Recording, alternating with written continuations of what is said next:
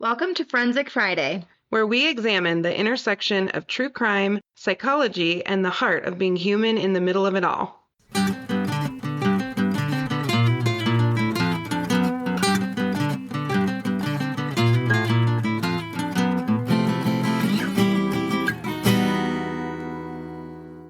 So your puppy's super cute.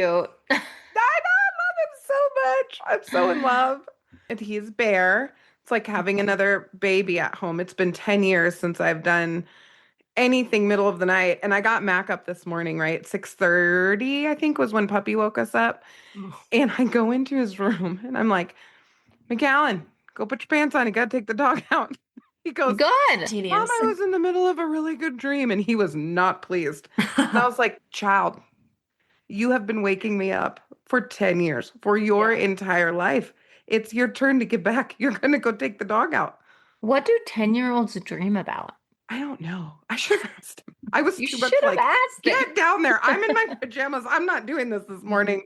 But it was so funny to think about him being asleep. He's starting to do that.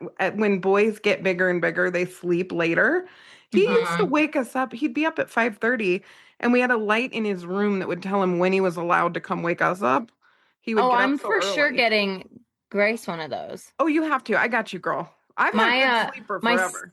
My sister-in-law, Brittany and David have that for their now. I was gonna say toddler. She's just a child now. She's almost 6. Yeah, full blown. Full-blown kid. Yep. But they have one for her, and yeah, I will be getting that. But for him to be looking at me, he's dead asleep at 6:30 this morning. I'm like, what weird world am I living in that I have to go wake my kid up? Weird. You killed his REM sleep. That doesn't feel good. He was not right. like, Mom, I needed that. What are you doing? I'm like, get what down, the heck take the are dog you out. doing? I know, but so we have a crazy case today, and I actually have. I'm gonna call her my cousin. She's like my friend cousin. We are not related at all. I am not related to this case at all until now, just knowing about it. But what I will say, just found out, which is important to note, because I was thinking, yes, and you just told me about this yesterday. I'm thinking to myself, is this a Power Ranger situation where you've been sitting on this for years? Well, I think I actually told this to you last week, but and I'm not trying to blame, but your ADHD brain is like in 1,000 places. That's and fair. So I briefly texted you last week about it, and then I reminded you this week about it. That is legitimate. I'm gonna go with your version. I told her about it when I was just about to come visit because I live in Wisconsin. And so really quick, this is Gianna. Hi. This is Gianna, everybody. I call her my little sister, my cousin, whatever. If anyone who's a friend cousin of Nat's is a friend cousin of mine. So it's nice to meet you. Yeah, so you too. My mom and her dad grew up together in Michigan. So that's how I know her. Okay. Got it. Take it away, my friend. Who are you? I'm Gianna. I grew up in Michigan. I have a direct relation to the defendant. One of them. One of the people involved in this case. It happened about 4 years ago, but my family just found out about it recently. And I just told Natalie that, you have to cover this on your pod. And we spent all of New Year's Day on the couch watching the multiple different, 48 hours episodes that are available. And so she was just, flabbergasted. And it's very wild and surreal that this is a immediate family member of mine. So, yeah. We're going to dive in. Yeah. Well, and it's like federal. Like when you sent me the summary that I looked into, I'm thinking, okay, this is going to be like a hinky family knows some crazy thing that happened. Oh my God. No, it's like directly linked. Small. First this is big. This is big. Yes. Take it away. You guys tell us the story. Cool. So on October 2nd of 2020, so this isn't that long ago. No. In Carrollton, Texas. Carrollton. Damn yeah, that's not a good one. At least it's not a person's name. Carrollton. I'm not great with the people names. I'm good with the people names. I'm not good with the place names. No. Carrollton, Texas. Alyssa Burkett. Burkett. Shit. We're just This going is to starting start off. that over. Okay. You go. So on October 2nd in 2020 in Carrollton, Texas, Carol, like caroling. Alyssa Burkett did not know that that was going to be her last day. The 24-year-old mother of her 1-year-old Willow drove to work that morning where she was met with a man who appeared to be a black man. That's important. A bearded black man, as witnesses said, who was driving a dark SUV. He went up to the car window, shot her in the face. He turned away as thought she was dead. She crawled out of the car. He heard her, turned around, then proceeded to stab her about 40 times. For the love. Yes. And it was a shotgun, too. Shotgun. Yeah. Shotgun. That's a crime of passion. Yes. In the face. Goodness. I mean, like, basically point blank. She was actually, after she was stabbed, still alive for a very short period of time. One of her coworkers went out, tried to keep her alive. She ended up dying there before the police and EMT could get to her. Can you imagine being that person? No. And you don't know where this person is unless you saw them leave. So, well, and he shot, obviously, so she's in the driver's seat. So he shot the left side of her face. So, like, literally, her, like, left side of her face is gone. I just can't imagine being that person who goes out to try to help and you're thinking, did he leave? Is he around? Not to mention what you're looking at. That's in wild. some of the footage, too, in some of the documentaries, the coworkers who are inside of the building at the time, it was an apartment rental manager office. Some of the coworkers were like, oh gosh, there's gunshots, trying to get down. They thought it did go out. Yep. They thought it was a live shooter. Like, so they stayed inside not knowing what was going on. Yeah, they probably thought somebody was coming in the building to do harm to them.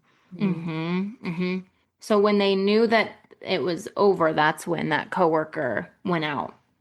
And that coworker actually talks in one of the 3 interviews we saw. They are sitting in a shadow with a voiceover to disguise a little bit of them, but yes, but they talk about going out and finding her, and it's gnarly. It's gnarly. I can't imagine. Yes. So the police were a little thrown off by the description of the individual because the family was like, it was her ex-boyfriend. So they were like, okay, but ex-boyfriend is super white. So they're going, okay, so I hear you that this was a black man who did this. Also, though, we're almost certain it was this guy who's white. In a dark SUV, and he actually, the ex, who we're going to talk about here in a minute, has a white truck. Interesting. Right.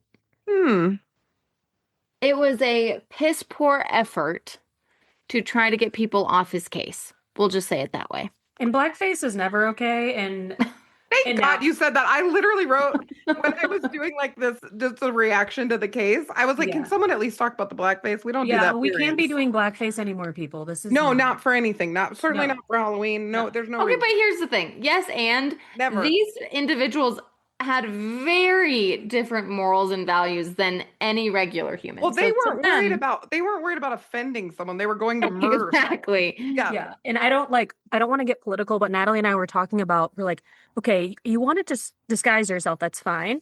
We're going to commit this crime. But is it not true that black men are more likely to be persecuted 100%. in a situation like this? Yeah. Right. So which is also interesting. Yeah. Well, I mean, they're a little bit racist and murderers. I don't like. They're not dumb, and they live in Texas. Right. Okay. So also true. Yeah. So here's a little backstory. When Alyssa was, I believe, about 22, like if we do the math, years old, she got pregnant with a baby girl named Willow, and she got pregnant with this man named Andrew Beard. This threw me off because I know someone with the last name of Beardsley. And so the whole time I was like, do I know this guy? Like, I'm going to be so embarrassed if I know this guy, but I don't. That would be on brand for you. I know someone else who is not anywhere like this. Well, and when you Really? sent the case too, I'm thinking, oh my God, she knows the victim. And then I was like, oh shit. No. Thank God. Oh, I know. Well, I But mean, that was and also like I I know, thank like, God which because one's better though, you know? well, no, I mean, Perpetrator? my heart just aches for that family. Oh, I know, it's it's terrible. horrible. But when Yeah, I'm terrible. this is nuts. It's nuts. Yeah. It's nuts. So they were a fling. They were just a little fling at the time. The end came from very different worlds. He had this good paying job. He lived more in the like wealthy kind of lifestyle. And how old was Owned he again? owned a plane. He was in his 30s. He was in his thirties. She was real young, She was 22, 22. 23. So he was like 9, 10 years older. Yeah, that's a gap. Yep. When they found out they were pregnant, they wanted to make it work. So they had talked about continuing their relationship so that this little girl would grow up in a nice home with her family. Well, Alyssa's actually very smart. And she realized this guy is controlling and was like, never mind. He actually tried to entice her by saying that he would like pay for her education and all this stuff. But then once they started talking more, there were these signs that were coming out that it was under his stipulations, his timeline, everything was about him. And so she was like, never mind, which you and I have seen dynamics like that. That's really impressive in a 22, 23-year-old who just had a baby. Like Hmm. that's hard to do at any age, let alone when you're young. Well, yeah, because at that point, at least for most women, young women especially, they would want the financial security, Oh yeah. the Mhm. family, right? Yeah. Raising a little girl, a little kid, Mhm. you And know. all accounts from the family, she's just described as this beautiful, loving, smart, wonderful, wonderful, wonderful person. So, it's just so crazy to believe that, this is how things went for her Yeah, Mm-hmm. it's because of terrible. him. And Mm-hmm. yeah. Mm, So they kind of decided to co-parent.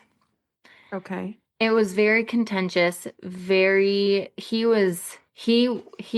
really did not want her to have custody. He wanted to have full custody. He felt like he could provide a better life for their little girl just because of his financial means and his family and his world. His mom is in a lot of these interviews and she actually seems super sweet. And she's heartbroken that her son did this and couldn't believe that he was capable of it. But no victim blaming, nothing, which sometimes we see some of those moms do that, Mm-hmm. you know? Yeah. So it wasn't going well for a long time, but then they decided, like things calmed down and they decided to just be healthy co-parents. And they came up with a good plan. Do you know how long it was that it was contentious between, like, how long was it contentious before they figured something out that worked? Not super long because the girl was only like 15 months when mom died. Okay. Yeah. So it was pretty quick transition, I'd Mhm. say, from what we've Noticed. researched. Yeah. So things kind of calmed down. Things calmed down. Well, here's the thing. They both started dating new people. Mm. Okay. Mm-hmm. So Alyssa actually received a text from Andrew's new girlfriend, Holly Elkins, stating, looking forward to having a super healthy relationship with you and Ben. Ben was the guy who Alyssa started dating. Okay. Alyssa responded with, I hope your influence helps because I'd love nothing more for us all to have a healthy relationship.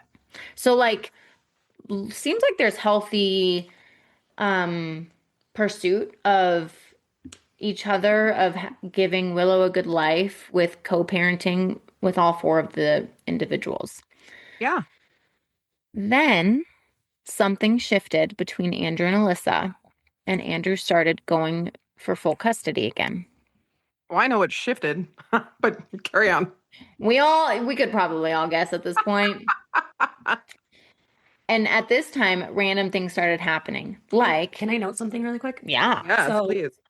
So there absolutely, things were good for a little bit, and then the need for custody again comes from Andrew, and Holly's showing a lot of signs of wanting to be the mother of this baby, Hmm. and just went full into like stepmom mode, and it was a very quick and aggressive transition, and that obviously was was motivating for them to get Mhm. custody so that they can be their own little family. Yes. And we'll come back to that too. So if there's more on that you want to add, Yeah. Sorry, this is my first podcast. no, girl, You're don't be killing it, sorry. girl. You're joining the cluster that is Janine and I. 100%. Yeah, this is what we do. Usually Janine's jumping ahead too, and I'm like, Janine, Sorry. I know, I'm sorry. I know. I'm the one. But I'm looking at this and I'm thinking, okay, so when there's a shift, yeah, obviously there's been pressure that's been put on yes. by Miss Holly, which we're going to get into. But my question is, how much of a hands-on father was Was Dad? Andrew. Yeah, So in his based own on right, like before Holly yeah, came along. based on what we saw, Mhm. and what I read, I mean, he wanted full custody because he wanted to be very involved with his daughter. So they fought over custody. They get to this kind of plan. Things are Yeah, relatively yeah, amicable. And then there starts to be a shift into, wait a minute, we want full custody. correct. Okay. And at first, the full custody came from this idea that he could give her this better life. And then the second round of fighting for full custody, like Gianna just mentioned, there was an ulterior motive by Holly, right? Hmm. So some random things started happening. Like he would show up at places she was or mention things that involved her whereabouts. Okay, you know where that's going. Hmm. Holly called the police at one point, stating Alyssa's mom saw her holding Willow and basically attacked her and scratched her, if you guys could see me, air quotes, scratched her all up. Police took one look at it and said these are self-inflicted. Okay. No Right. deputy doodah here. They're like, no, ma'am. No, That didn't happen. what I will tell you, Janine, the law enforcement in this case actually did their job pretty well I love that. I love in to see it. many situations Mhm. that come up. So the scratches were self-inflicted. Then this is kind of the big kicker, and this is what actually flared up a lot of people's concern after this happened. So at one point, there was marijuana, cocaine, cash, and a gun, all nicely placed in this pretty little box in the trunk of Alyssa's car At work. at work. They just tucked it right in there. And Yep. yes, Just right there. in a nice little box. Okay. A Wonderful. 911 call was made giving specific details about Alyssa selling illegal drugs out of the trunk of her car. Oh, a The tip. call- Yeah. Mm-hmm. Mm. The call was made by a bystander who, quote unquote, witnessed the transaction.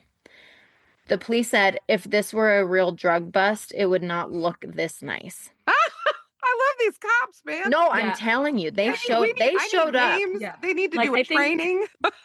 I think everyone keeps all of their illicit drugs in the prettiest boxes right in their trunk. Yeah, Like, especially dealers, Yes, 100%. yeah. Mhm. And sells in the parking lot of their place of work. Yeah. I mean, Mhm. we've Where talked there's to cameras. thousands of them, and I would say Yeah. never. Never. No. Never. I mean, okay, You and I cartel. have sat in rooms with dealers and users, and they're a mess. Well, they're messy. Now, maybe the cartel would put a bow on it. Okay. I mean, I'm not going to sit here and say that the cartel But it wouldn't wouldn't put a be bow on it. clean. The cartel wouldn't leave a clean, they would put a bow there just to like laugh at it, basically. Yeah. Yes.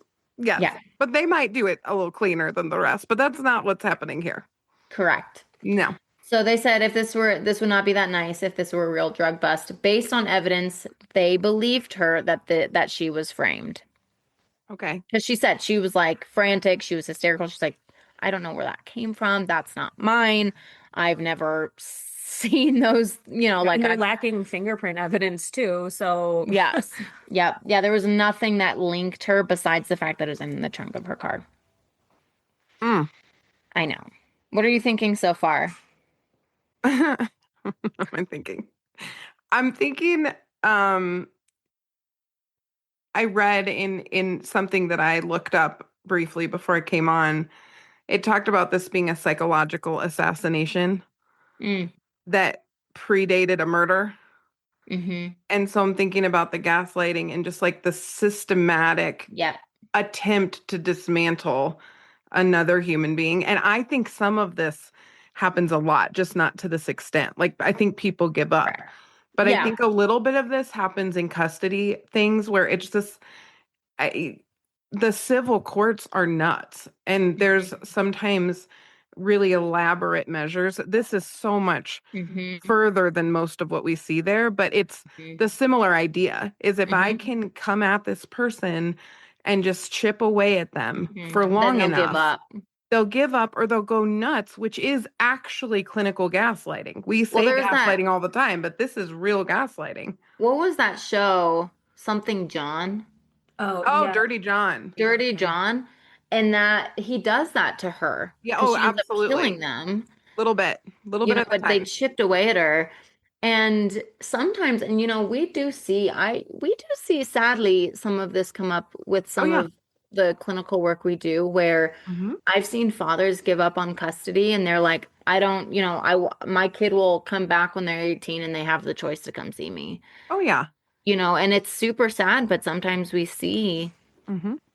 that. And I work more with men, so I say, Mhm. I say that I see a lot of dads do this, but Well, and one of the moms do too. things that's worth mentioning with this that Nat and I are doing a pretty intensive training in a couple of weeks, but one of the things that's interesting in the civil courts is sort of this reverse parental alienation. So parental alienation is not a thing in the civil courts the same way anymore because what happened was children who were genuinely being abused by Mhm. one party or genuinely didn't have a good relationship with the other person, when they would tell a parent that, it was like, well, they must be being alienated in that home. Mhm. And recently they've entered Caden's Law, which actually looks at what is the child's experience sooner and Mhm. like cleaner than getting into alienation stuff. But this is just a full on, like, this is stalking to the level we see in the criminal courts Yep. and then some.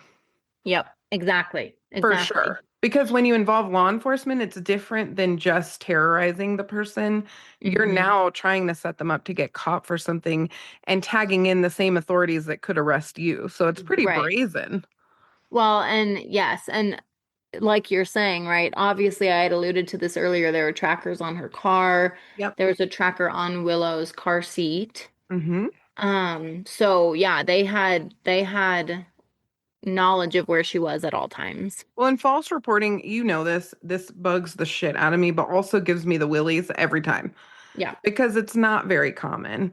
But when No, you have people false reporting attacks and stuff like that, it's just, I mean, it's crazy. yeah, this is a lot. I Yeah. really feel, and I'm picturing like this, my 40-year-old self, I would pitch a tent in the parking lot at the courthouse until we get it sorted out. But if Mm-hmm. you're 22 years old with a 15-month-old child or a 1-year-old child, you don't have the resources or the bandwidth to go Mm-mm. figure out what's going on. You're just taking it a day at a time. Correct. So I really feel for her.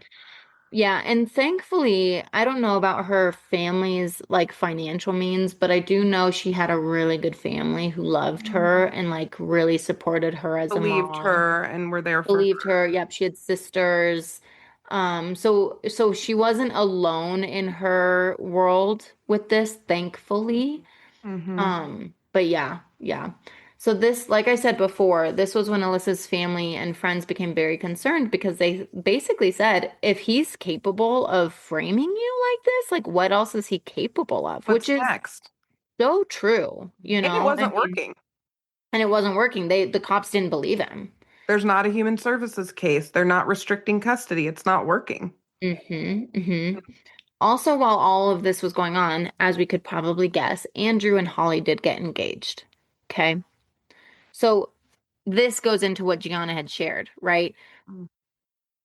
Part of it, well, not a part of it, all of this was being led by her, right? So they get engaged and then all of a sudden everything ramps up.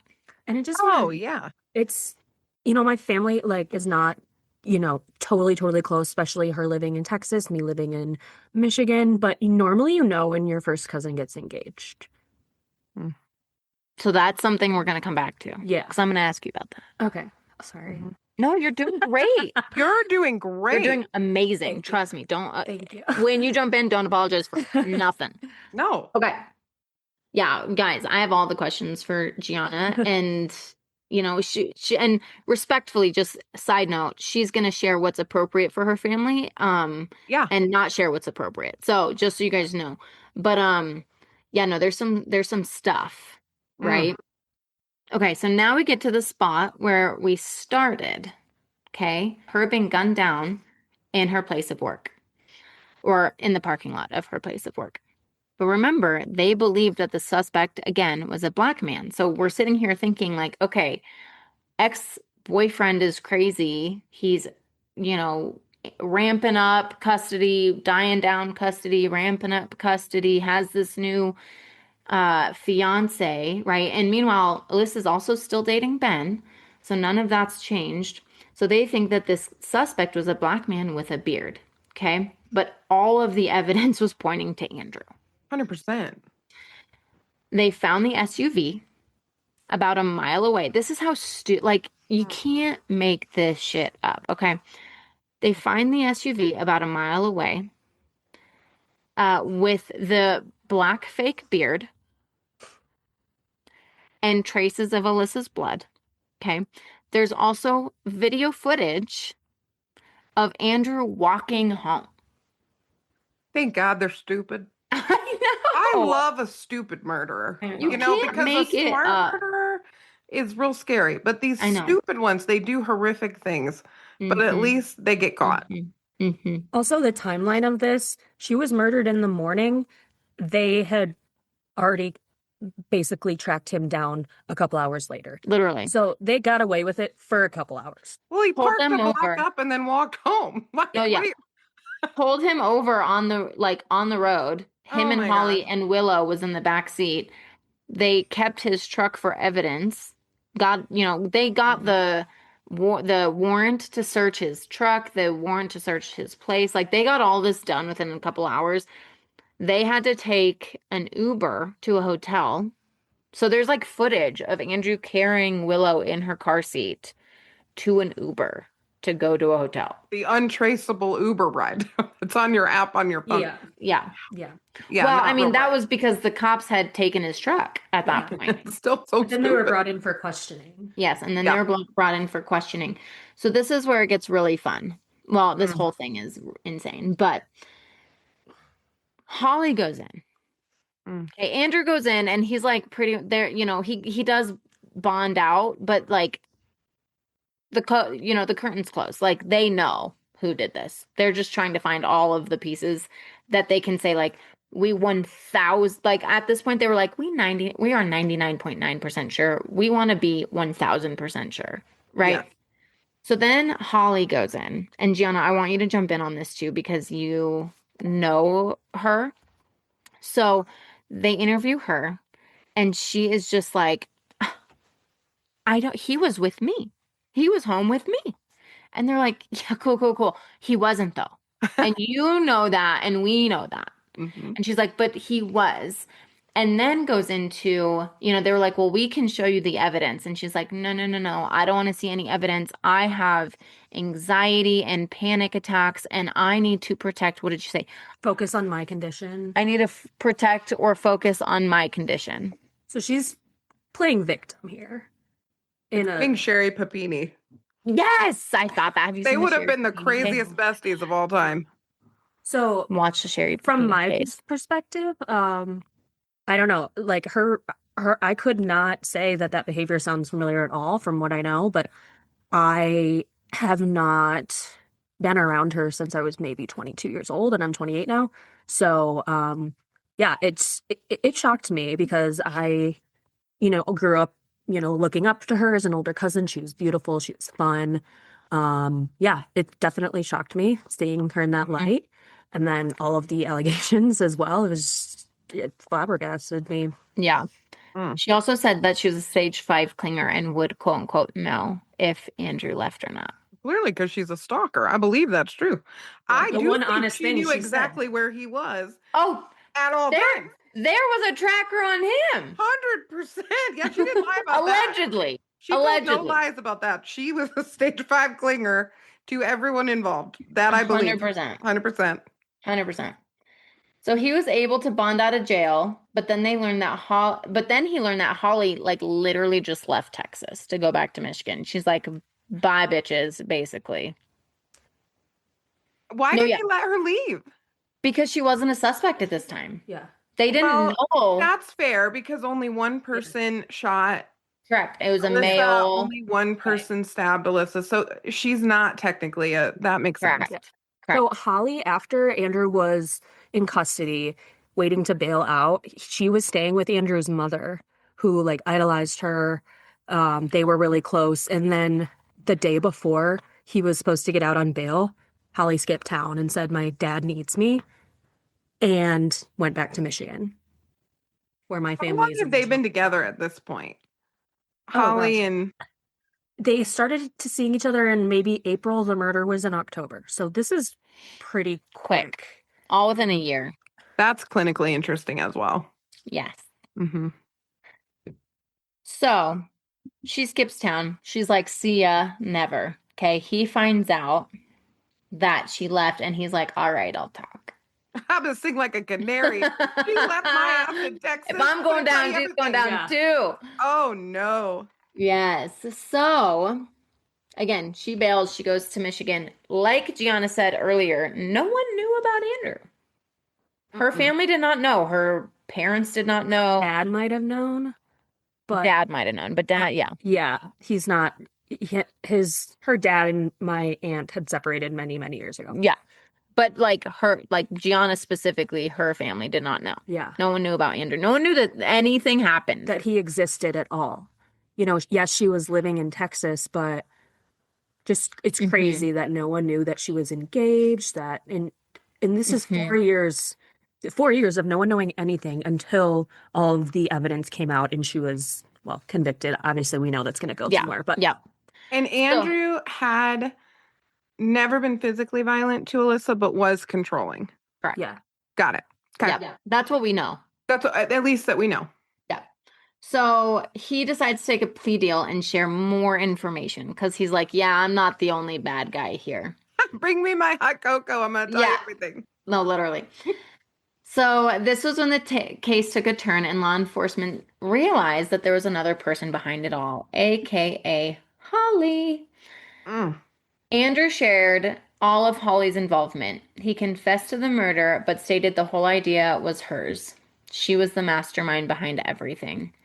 She wanted Alyssa out of the picture, like Gianna had mentioned, to be this perfect family and have full custody of Willow. That's psycho. That's psycho. Yeah. They found text messages stating your BM, this is from Holly to Andrew. Your BM, baby mama, owns you. You continue to put your BM first. You choose to be submissive to her. I don't have, and this one makes no sense, but I'm going to read what it said. I don't have, want, or need any bullshit from anyone. And Alyssa's name in Holly's phone, her contact name was the C word, baby mama. Yeah, that's right. Fully spelled out. Oh, C word, the C word. C baby mama. So and if you know that's what? not, And you know what? I would bet a lot of money that was her name in the phone the whole time. yes. Yeah, 1000%. Even when she's sending texts like, let's all work together. Let's be You know what I mean? besties. Yes. No. Mm-mm. Yeah. Yeah. Yes. Do you that's have nice. the text after that one? I'm sure you do. Oh, girl, do I? Oh, I know you do. I trust you, boo. Do I? Just do your thing. Okay. My favorite thing, Janine's gonna yell at me. My favorite thing that Janine does is she jumps in when I'm already ahead and she's like, but wait, did you do this? And I'm Well, like, but here's girl, the thing. I don't know. I'm trying to look at your outline and mine at the same time. yeah, that's fair. I got you. Okay. I got you. So 1 week before Alyssa's death, Holly texted Andrew stating, I hope you handle it. That's not suspicious. I hope you handle it. And stated for him to be her ride or die. Basically saying that if he doesn't see this through, ride with me or die with me. ride with me and die with me, or else nothing at all, because this relationship was only going to last if he eliminated Alyssa. From the picture. Yes. So this was So intense. also when we find out why they thought it was a black man, right? So Yep. blackface, as Gianna had mentioned earlier, Holly had bought Maybelline makeup, very dark toned, In the to shade make Java. Java. Which was also found in the truck. I forgot. Yes. Yes. Yes. Well, of course, he had to make himself up before the murder. He had to leave the foundation. He had to cover his face up, and then also the black beard. It looked like a costume wig. No, it was terrible. It was really bad. It looked like pubes. It did. It was pretty bad. That was Anyway. like painting on a little Maybelline and putting on some pubes. Yes, So gross. bad. It's so bad. Nasty. So yeah. So and that's when he was basically saying she did all this, she was the puppet master. His words, puppet master. Mm-hmm. Also, I might be getting ahead, but just I'm gonna talk. Good. When they searched the home, this was maybe a little bit backwards, backtracking a bit, but when they searched the home with the warrant, they found chargers for the tracking devices, and on the back of like a ring, like a Diamonds Direct receipt or something, basically all of like the scribbled down notes of making this fake 911 call. Yes. And they found Wait. Thank you. Yes. I She forgot that. wrote her fake 911 call script on the back of a receipt No, they took for a notes. diamond? They took notes of the 911 call because they paid someone to. I don't know. I don't know if it was that. That's one detail. I don't know if it was Andrew making the call. No, it was someone else. It was. Okay. Yeah. Well, what in it one said of the was, interviews, is this Amber, the Amber who called?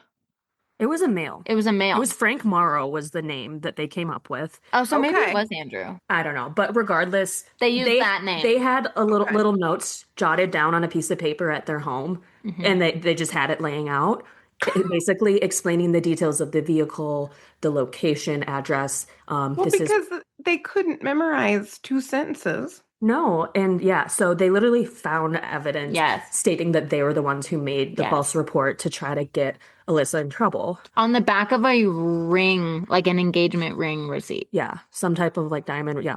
Yeah. There were also something I saw, and I don't know if you guys saw this, but Elkins, so Holly made some calls as Amber reporting Alyssa for erratic driving. I forgot about that. Yes. Yes. Yeah. Yeah, so false reporting on multiple accounts. And so, I mean, the drug bust would have, obviously, if she was convicted, she would lose custody. So that was, when that didn't work, they went straight to murder. But, you know. Yeah. They tried a whole bunch of stuff. So that's They did, and interesting Mhm. when you have even that, whether they Yeah. gave that information to someone else or used it themselves. Mhm. No, it's wild. Mhm. Wow. That's nuts. So, I'm curious. Well, I'm going to skip that question because we've been sharing this whole time. Gianna, when did you find out about your cousin? And is there extra information you would like to share? Yeah, I think I found out about a year and a half ago. I was on the phone with my mom, and she's like, "Oh, also some really crazy stuff going on with your cousin." And I was like, "What?" And all she said was, "Google it." Like the fact that my mom couldn't even be like, "Hey, this happened." She just like, "Google it." And so she had just found out from one of her brothers, my uncle, and the only reason they found out 4.5 years later was because the ID network was contacting my uncles to have them to fly them down to Texas and be on the special. Like that is how my family found out, was a call from a network. And That's nuts. yeah, so that was pretty wild. What was your experience? I know you shared a little bit of this, but if you have more on it, if not, that's cool too. What was your experience of her growing up? I thought she was awesome. She was my older, cool cousin.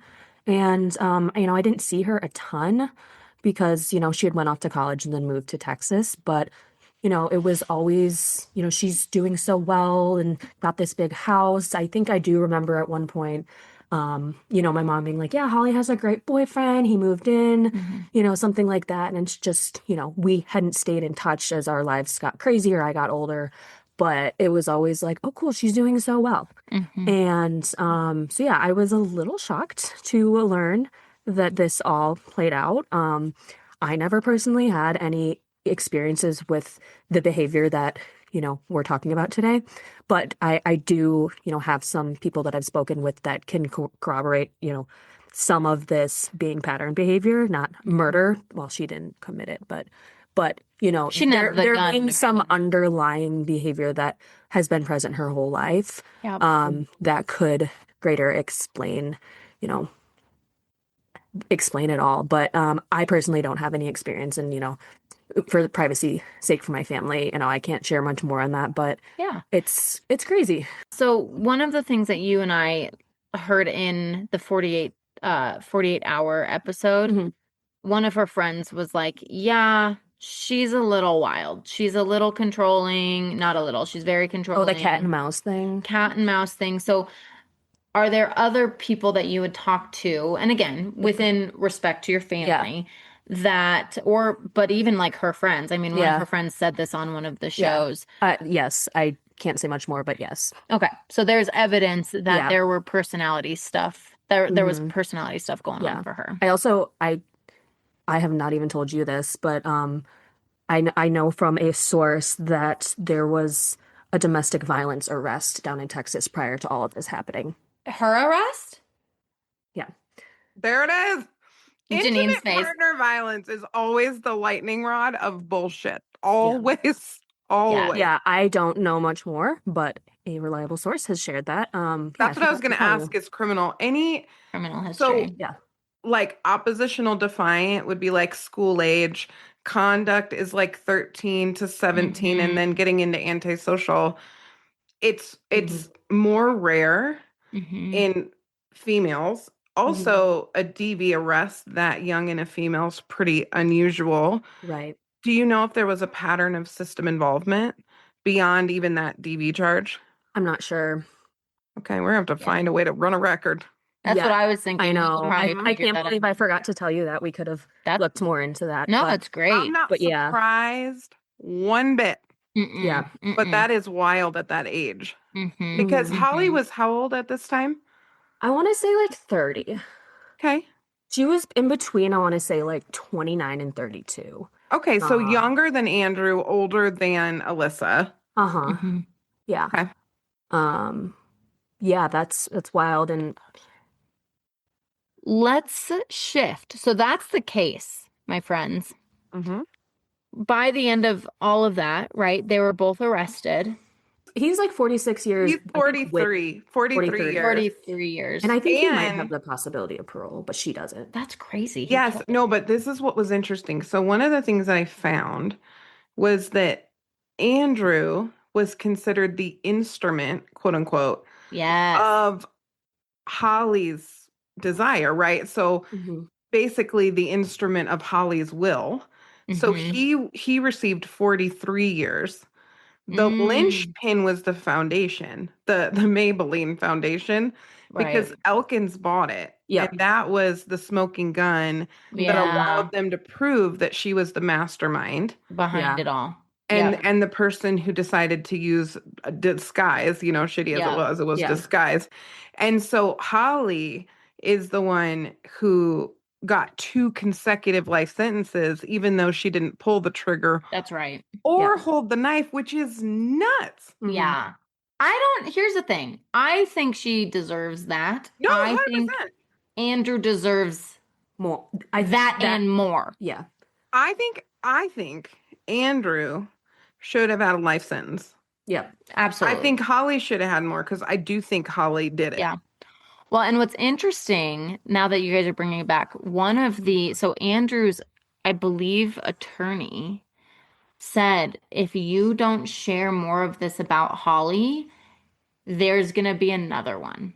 Yeah. So This is going to happen again. And so Andrew was like, yeah. I've got to share something. Mhm. Well, and I think Andrew, y'all, like for all intents and purposes, maybe not a great dude, maybe dating someone 10 years younger, clearly has his own issues. But when you really dig into this to convince a jury Mhm. that Holly had convinced a man who was a few years older wealthy, all these things to do this, Mm-hmm. and that shift in his posture in the custody stuff, Yep. she No, was yeah. guilty. Like they must have had so much evidence against her Yes. for Well, and them to go that way. it is interesting you mentioned Papini earlier because I thought of her when I was reading this case. And then when I saw her, they looked the same. Mm, Also, I was thinking about their dynamic, right? Papini's husband and what a sad sack he was in that whole situation, but also controlling some narcissistic in some ways. dynamics and tendencies. But to a very smart psychopath, Correct. a narcissistic dependent partner is genius because Yeah. they'll take the fall for your crap every time. And I'm not even sure she wasn't setting him up to be a single mom to the baby she wanted. Yeah. She didn't set him up well. No. And also, No. the fact of, there's going to be another one.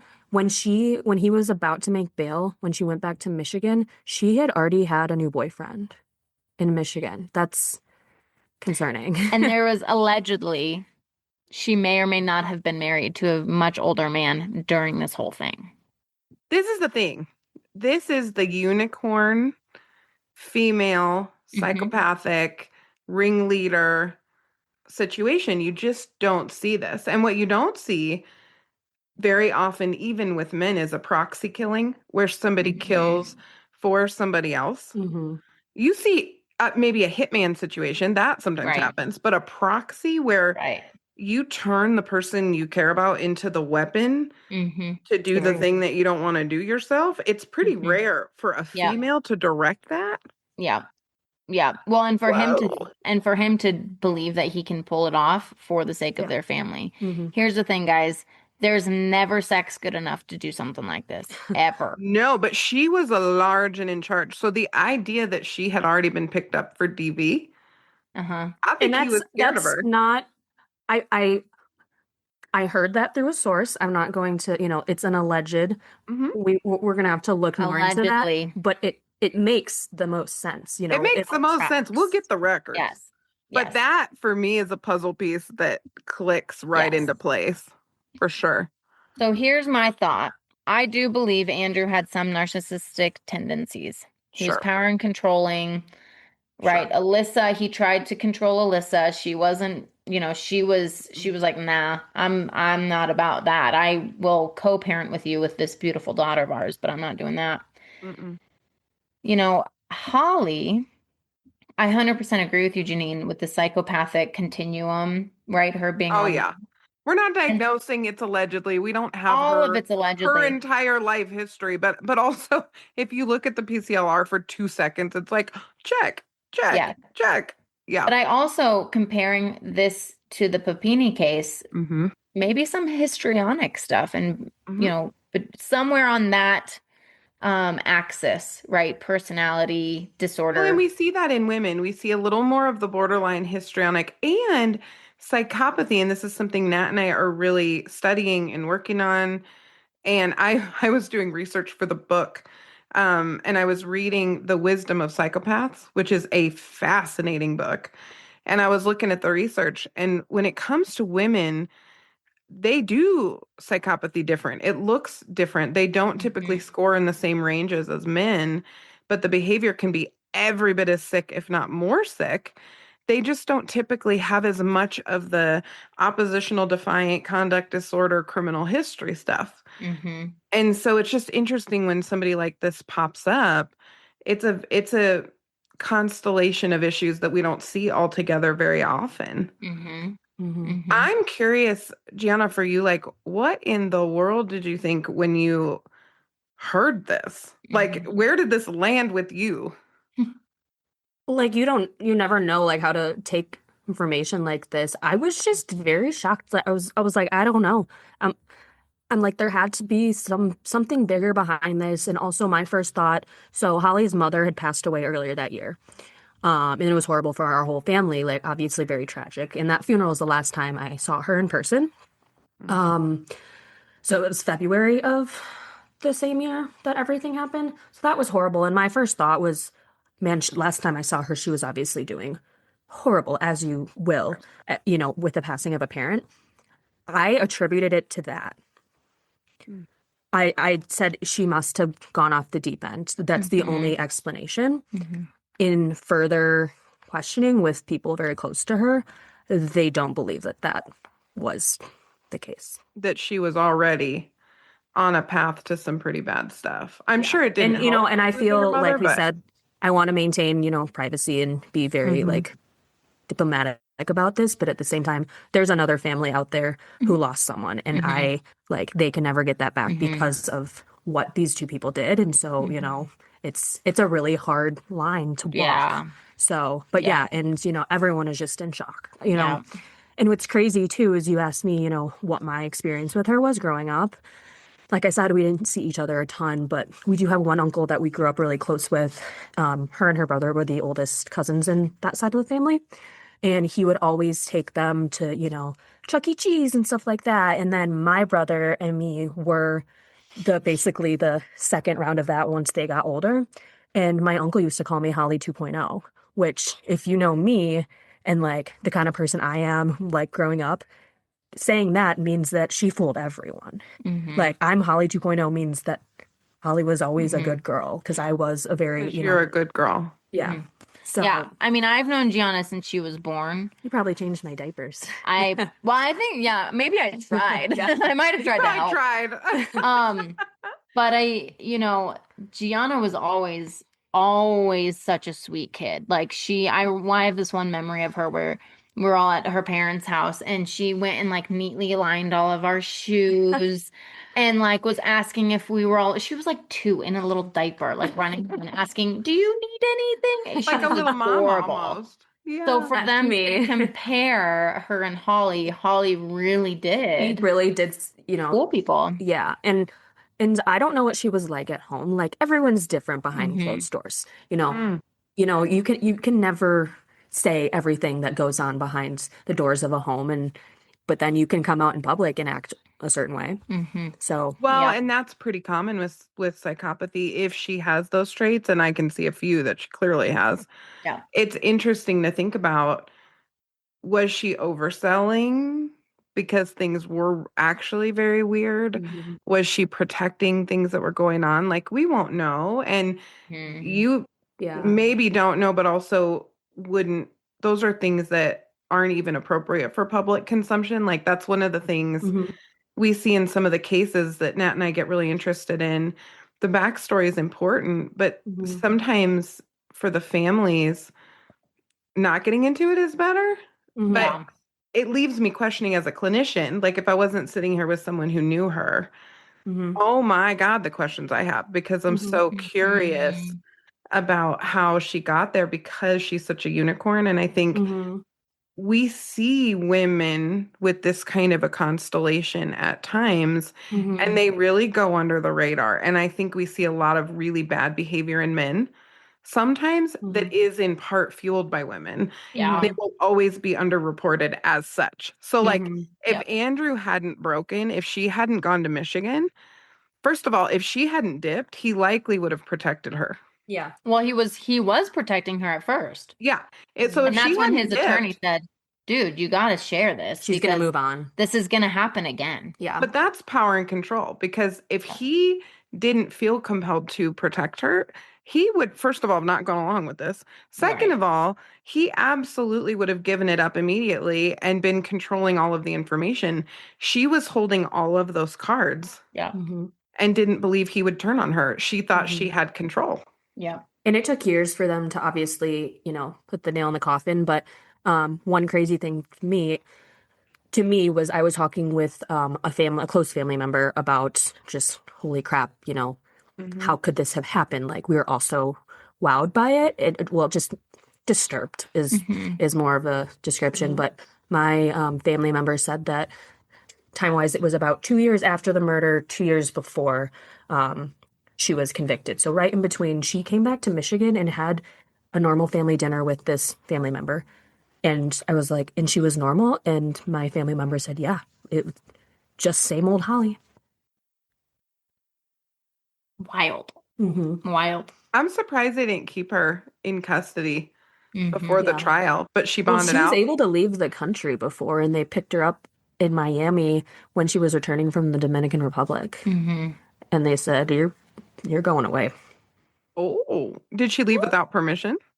No, I don't think she was. She wasn't. was never arrested. That's when they finally got enough evidence to book That's her. when they arrested her. That's just when they happened to pull Yeah, the so trigger she and didn't leave arrest the her. country illegally. She was She coming was back just from a trip. traveling. Yep. She was But doing they her. gave She was her. doing her thing. Yeah.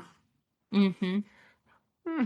So I'm curious, Janine, obviously with, being mindful of questions, what other questions do you have for Gianna about this? Because I would love to shift into the heart piece of this, but Mhm. there's a lot of dynamics to this case. I'm curious, we have a tentative title for this episode that involves Puppet Master, which Mhm. is something that was highlighted in the documentaries. Mm-hmm. Do you really believe, as someone who had surface level knowledge, like exposure to her, but you didn't grow up lockstep together, you didn't spend every minute Yeah. together, So, I mean, I know your knowledge is limited to a degree, Yeah. but can you buy that story? Can you buy the story that she was the puppet master in this situation? Or do you think she was just super misunderstood and was being abused and I took up think for this guy? I think that I'm gonna have to just go on the side of, I don't want to say yes or no to that, but the evidence is really sound, and I'm in a Just tough her place. involvement. But yeah, I mean, the evidence is very sound. That's pretty much all I can say. And, it's just so devastating for the family impacted. And yeah, I don't Mhm. kind of plead the fifth on that one, but the Fair. evidence, yeah. That's fair. I mean, when I look at it, I see, and I respect that totally. I see so much in Andrew in the commission of the crime that, as you said in the beginning, crime of passion. You kind of said it as we were talking about Yeah. other things. Mm-hmm. Yeah. Mm-hmm. 44 stab wounds. Like, Yeah, that wild. wasn't Holly. Yeah. So that's the No. part where, Nat, I'm with you on the life sentence. Like, Yeah. Andrew is the one who killed Holly. There was Who killed killed Alyssa. Killed Alyssa. I'm sorry. Killed Alyssa. Mhm. Andrew's the one who did that. Like, Andrew was the Mhm. one who Well, and showed and the overkill. rage there, right? Like we Yeah. both know that when there's like a gun at point blank range is rage enough, right? But then you see the 44 stab wounds, Mm, right? That reminds me of Yeah. the Ellen Greenberg case, 100%. Yeah. right? It Well, just and feels, yeah. his excuse for like going back and stabbing was to put To her put her out out of of her her misery misery. because he had just shot her in the face. How thoughtful. Yes, right. But How thoughtful of him. But you and I both know that Ridiculous. that type of rage, that type of killing doesn't come from a place of, I Mm-mm. just want to put you out of your misery. Mhm. That No, now it he could actually come. probably would have, if he wasn't as mad, honestly, he probably would have just strangled her. Yeah. Angry. Well, I would argue in a weird way. Okay, go with me on this.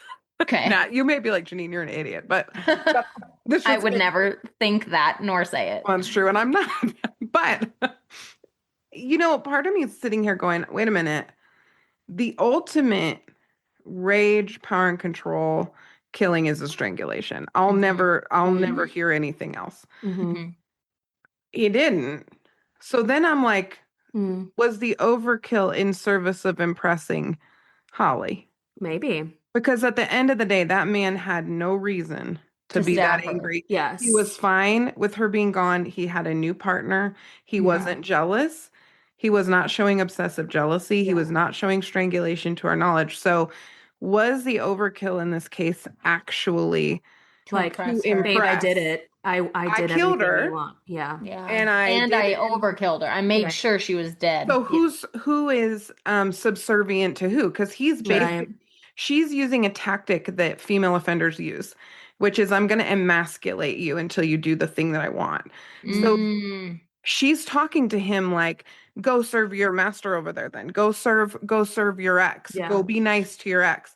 Well, the Mhm. opposite of that is this. Mhm. Also, one That's thing true. That's we didn't write down is that, and I don't know if this is true, this like the police said this or the investigator said this in the 48 Hours episode, is that he confessed that Holly asked to describe the details of the murder There it is.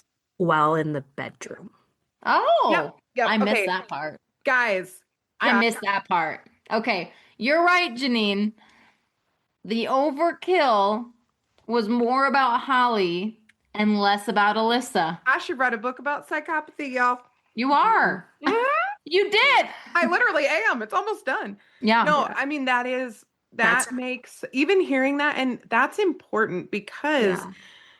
Jana, part of the podcast, it's, we have My Favorite Murder. We have these amazing podcasts I that love they all MFM. have, Shout I out. love them. I saw them live.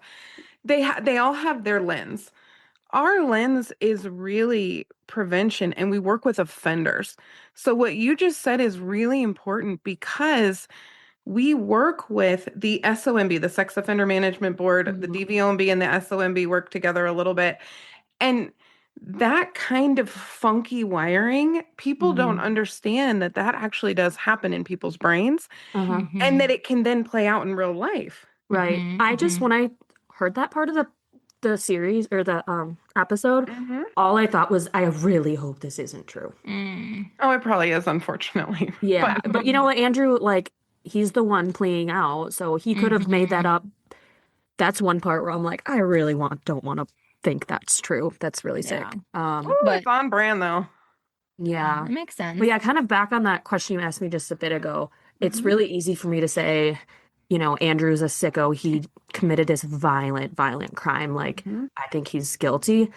For someone who I'm directly related to, it's really hard to like confirm or deny what I'm thinking because I don't even know. But the proof is in the pudding. pretty, it's pretty explicit that that the Well, and even your investigators- mom was struggling. If she's like, Google it, Yeah. it's partially because it's probably really hard for her to wrap her head around. It's her sister's. It's her daughter. niece. Yeah. Her mom's niece. Yeah. That's like one of my nieces pulling some She's crazy the shit. first, like, I could not granddaughter of the imagine. family. I could not imagine. Yeah, my whole family is very shocked and just there's no way to encapsulate, like, we're still not over processing. Yeah, I feel, but There's a lot of heart in this one though, Nat. So what do you that's what have? I was just gonna move to that space. The impact when I think of this case, right, having a little girl, I cannot imagine this. Right. So I think my first thought goes to little Willow and her growing up without a mom. And that was one of the big things that Alyssa's family said about her. She said, she was this fun, happy-go-lucky, maybe a little on the fun, wild type, but not too wild, just like a fun young 20s woman who shifted her life when she had a daughter, was a phenomenal mom, and like could not wait to raise her little girl. And so my immediate thought goes to her daughter and her daughter being raised without her mom. Her daughter is in the custody of Willow's grandmother, so Alyssa's mom. Oh, I was going to ask that. Yeah. yeah, she formally adopted her Yep. just at the end of 2025, I believe. And has a couple of aunts who are going to be around in her life, which is good. And then the impact that it has on both families. One of the things you and I do a lot, Janine, for good reason, is we focus on the victim's family and the impact that these types of situations have on victims and their loved ones. But what we don't always do is talk about the perpetrator's family. And I'm sitting with one of them right now where, it impacts everybody. These individuals make these decisions, and no one wants to be the person to say, I'm related to that person, right? But it's the reality is that they also have families who care about them, who don't want to see this kind of stuff happen. And it is really harmful to all systems involved. Well, and it's like, one thought I had is I'm really glad my grandparents are already in heaven so that they would never have to know about this. yes. And Yes. it's Well, crazy. it's weird because when I think about this kind of dysfunction and I look at somebody like Holly, she made everybody feel like they were crazy all along the way. Everybody. Yeah. right? Andrew, Oh, everybody. yeah, And that family. doesn't excuse 1 ounce of what Andrew did. But the cherry on top for an offender, especially somebody like this who's just real twisty psychologically, is the cherry on top is what it does to their own family. Mm-hmm. Because you thought you knew her. You thought you were Holly 2.0 and that was a good thing. You are not Yeah. Holly I 2.0, always thought thank she was God. really cool. Yeah. Yeah, it's just really sad when families have to kind of come to grips. And, Yeah. Nat and I have both had quasi near-death experiences, both of us, Oh, yes. unfortunately. Yeah. It is something we bonded over because it's a very weird moment between life and death, and you're thinking a lot of things, and it's weird how much you can think in a short period of time. And one of the things I can't help but think right now about Alyssa is just that mama was fighting to live. She She was was a alive. fighter. She was alive after getting shot in the side of the face. No, and stabbed. So she And fought. stabbed. She was still alive after all of it. And She fought real hard for her daughter. And I'm sure that Willow knows that. And she's being raised by people who are telling her how wonderful her mother was. But that is a woman that fought really hard. And I don't know what kind of choices we get in moments like that, but I do think that we can fight to stay conscious. I think we fight to stay here. And she fought like hell to stay here. And I hope they're in the nastiest prison in all of Texas. Are they in Texas? Yeah. I think so. Yep. Yeah. I know you said, it's difficult for my family, but it's nowhere near as difficult. I just want to give them all a hug and say, my family, I grew up with the best family. She did not have any crazy upbringing. Like, we're all just appalled. And I think my whole family just wants to say we're so sorry, even though we didn't do anything. It's just, like there's really no way to put it. Yeah. Well, no, and you haven't told me one thing about your family history, and you do not need to. I already know that there's gonna be lines of things in families just because of how genetics work. And so you can have in the same family, especially large families, a lot of different presentations of things. So you can have a really healthy functioning unit over here and then nonsense over here and stuff over there. And I don't even know what that looks like in your family, but and also I'm adopted, so I don't. She's from Russia. I was. You couldn't be Holly 2.0 if you wanted to. Well, yes, I know, but she's from Russia. She has a tattoo on her foot. Yeah, I'm not gonna you have to pay for foot pics on this podcast, but I have a tattoo that says "Made in Russia" on the side of my foot. That's hilarious. No, it's That's actually very funny. I know. Well, that's a whole nother can of worms. So you're just digesting all the things. Yeah, I'm a lot. No, but I mean, I don't know. It's interesting to think about that the family you're raised in, your specific genetics, all of those things, I really feel for your mom. I mean, I feel for you, Gianna, but I feel for your mom because I know how I feel about my nieces. I know how I feel about my sibling. I mean, Well, my mom's one of 8. She's the oldest of 8, and so all of her siblings, I know, they're just devastated by it. Like that, the sweet girl that grew up as their niece. That's they lost their sibling and their niece basically. That's in the same year. It's really challenging, but yeah. Well, thank you, Gianna, for this case. She texted me literally like a week ago or a week and a half, and she was like, "You got to do this," and I was like, "We're gonna talk about it, girl." We did some research up in the mountains, and what a case! Yes. Well, it was so nice to meet you, Janine. So nice to meet you, girl. You're a forensic friend. We'll send you merch. Yes, we'll send merch. Forensic bestie. We'll send you some merch. Yeah, this is a sad one, but this is a really interesting case. I'm gonna sit with this one a little more too. Yeah, it's and the thing that I want people to take away is, I joke kind of, like there's sex is never good enough to pull something like this. At the end of the day, you mentioned earlier in the episode, Janine, about codependency, right? Like this is an extreme version of codependency. And, right, on a less extreme note, right, codependency leads to really erratic and insane behavior, or at least it can. So, my biggest encouragement, and I think we see this more often than not in relationships, when we work with couples, when we work with our DV clients, Yes. right? We see dynamics not as severe as this, but we see dynamics like this. And, it's just important, you guys, to, you know, prevention work is our biggest goal. And so it's important to recognize what are the signs of codependency, what are the signs of power and control, what are the signs of gaslighting and all of that, both in men and women. Men get a really bad rap for all this. Mm-hmm.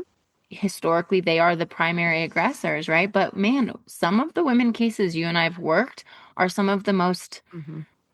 I don't want to say most violent, but psychologically very intricate and detailed. And so, my encouragement to all of our people and our forensic friends is to, continue to educate yourselves on healthy relationships and what Yeah, they it's are and not what they just aren't. them. It's not just those people. Like, Correct. it can happen to anybody. It can happen to Correct. people who seem completely normal, people who've had healthy relationships in the past. It just takes one really bad relationship, really Mhm. bad moment, Yeah. to end up in something pretty terrible. And this has all the risk factors we talk about. It has stalking.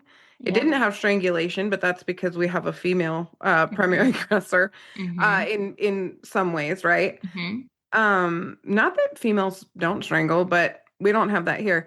Yeah. Stalking, though, in Colorado is a felony and was considered, and I think likely will be a significant risk factor in the future, like at an elevated level of intensity, meaning that people need more intervention, more treatment. And this is an example of that, where it's like Yeah. that psychological warfare. If you see things escalating, you gotta get out. It's like Mhm. something has to give. It has to Yep. stop, you Yeah. know? Exactly. And I'm sad that didn't happen here. So Yeah. thanks for the case, you guys, and thanks for Yeah. being vulnerable, Gianna, to share. It's really Yes. hard. It's Yeah, hard of to share course. these stories. Yeah. It's Yeah. important. Yeah, it is. Yeah. And as you said, Gianna, right? Like you want to be mindful of what you share because of your family. And also there's a whole nother side of this that Yeah. we're truly victimized. And so sharing Yeah. this is a part of the Yeah. prevention Yeah. work that we do. Mm-hmm. So Yeah. thank you, cuz. Guys, love you. Ah, thanks, guys. Um, And are we gonna and let her sign us out? as always, Bye, forensic friends. I'm Janine. and I'm Nat. And as always, thanks for listening and join us next week for more crime, psychology, and heart.